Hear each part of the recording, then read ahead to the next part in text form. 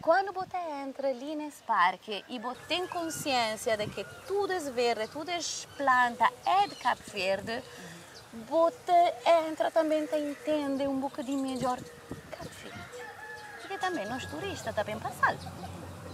E esta hoje, se isso que está pensativo, hasta pensar que Cabo Verde é sal. É sal. Que de facto não é. Que de facto não é. Diferente. Cabo Verde é um país incrivelmente rico. Não vem da Itália, na Itália não tem.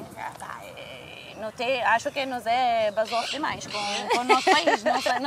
Bota a mão em italiano, não tem melhor mar, não tem melhor lagos, não tem melhor isso, não tem melhor outro. Mas não tem 200 anos a aprender isso. Não tem bons a vender bem o nosso peixe. Quando começa a trabalhar no turismo ali, a moda que Cabo Verdeano tem tendência a, não, porque ali nunca tem nada. Tomara, porque tem nada. Para. Conche o país, conche a história, conche a cultura, a flora, a fauna, tudo isso é aquela riqueza que você tem que vender a um turista. Turismo não é só aquela praia de Mar de Santa Maria, pelo amor de Deus, isso é maravilhoso. E mesmo está lembrando dia que eu fui à praia de Santa Maria por primeira vez, eu fico para tudo.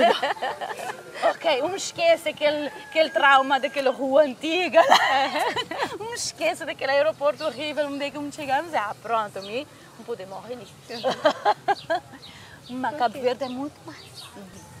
E ali no nosso parque a minha intenção é isso. Ensinar realmente tanto a nós turistas como a nós crioulos, também nós crioulos de diáspora, que às vezes esquecem a grande riqueza que Cabo Verde tem.